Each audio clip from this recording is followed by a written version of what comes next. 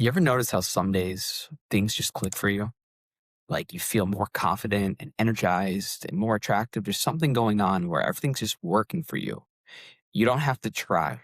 You're just in this state where you feel elevated. You feel euphoric.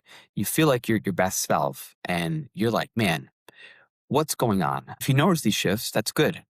It means you're a self aware person. It means you're already mindful. You feel when something has changed or feels different. But what most self aware people don't do is they just look at this moment and they notice it. They don't look backwards. They don't investigate what created it. Most of the time, we feel like we just got lucky. Like, man, I woke up and I had a good day. And I wish if I could bottle it up and drink it anytime I wanted to, I would.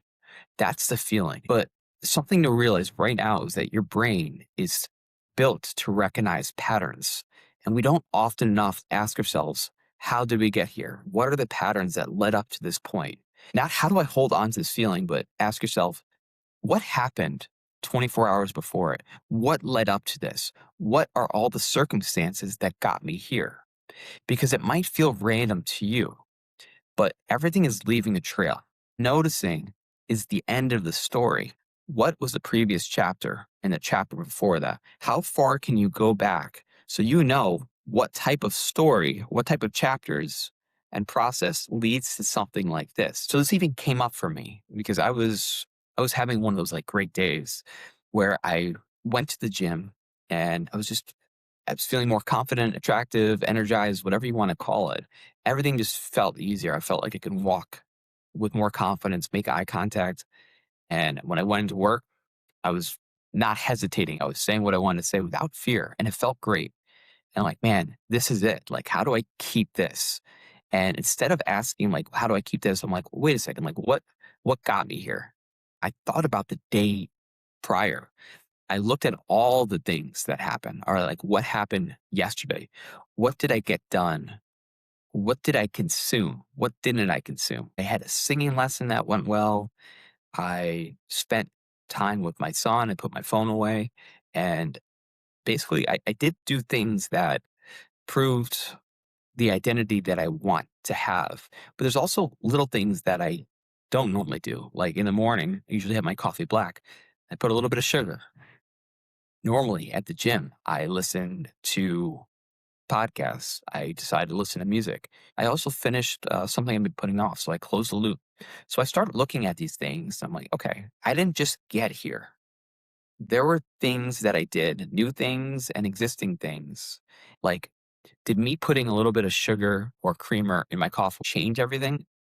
I'm not saying yes, but I'm not saying no. I don't know. Like, I don't want to be superstitious about it, but I want to say if I do it again and I can recreate it, I'm starting to learn. And that's the whole point. So let's talk about this process. Basically, what happens is we tend to focus on outcomes. How do I get everything to click, right? I want to feel confident and I want to feel focused and alive.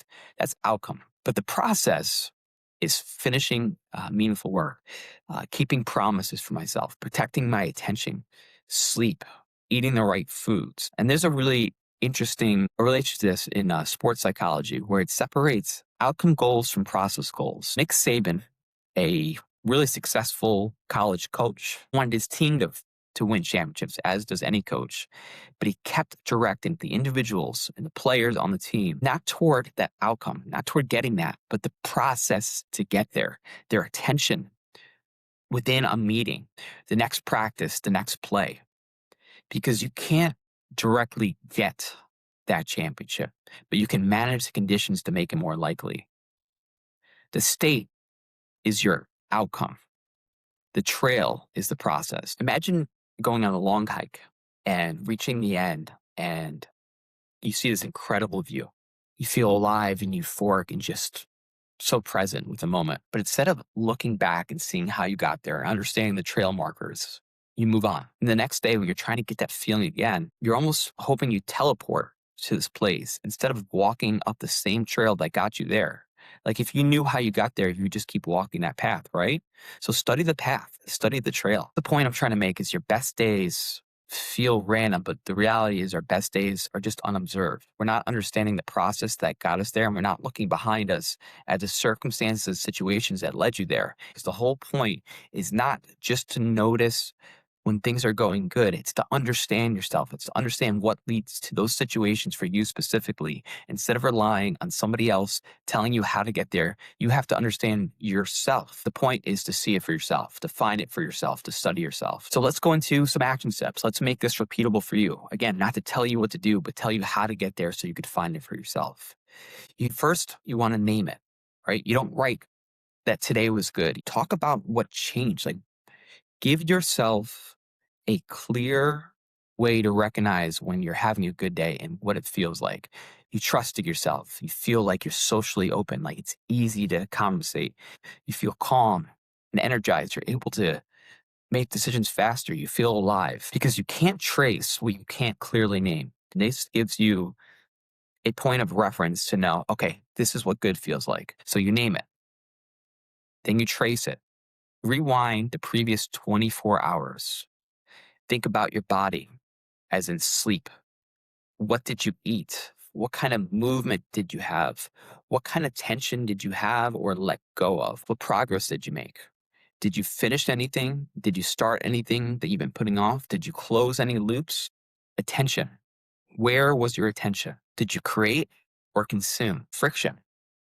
Did you resolve anything or let go of something that you've been carrying for a long time? Now test it. This is the fun part. Try to repeat something that you observed, not everything, but one small variable. Maybe it's journaling first thing in the morning. Maybe it's a little bit of movement before meditation, right? That's what's been working for me. Maybe it's keeping one promise to yourself of the person that you want to be. We're not trying to recreate the exact day. We're trying to understand and recreate the conditions. One detail might be a coincidence. But if you keep seeing the same patterns, that becomes evidence. Use your brain for what it's designed to do, to see things in your life that are working and repeat them. Now, I have to make sure that I say this because the goal is not to never have a bad day. Difficult days will still happen. Life goes up and down. This isn't about permanent total control where everything is perfect all the time. That's insane.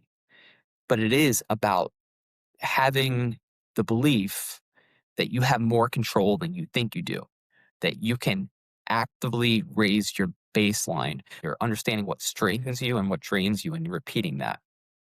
You're increasing the probability of waking up in that euphoric or great or confident state. Pretty soon it's going to feel normal to you, and then there's a new baseline. Like if you believe that exists, then there's no reason not to try to understand yourself a little bit better and what works for you. So let's close with this. Don't just enjoy your best days and then wake up the next day and wonder where that version of you went. Study. Understand what happened and what caused it. Your best days leave a trail. And if you're aware enough to notice these best days and these great moments in your life, then you can be aware enough to see how you got there. So find the trail that led you there and study it, test it, and continue to raise your baseline. This is how you learn what clicks for you. Hey, thanks for watching. My name is Rob. I put resources for all these videos on the Becoming Library. It's a link that you can click. Not only does it have visual resources, but it's just another way for you to consume and learn. If any of this resonates with you, these particular patterns and how you can ask questions of yourself, understand yourself better, and try to recreate these patterns. Thanks again. Talk to you soon.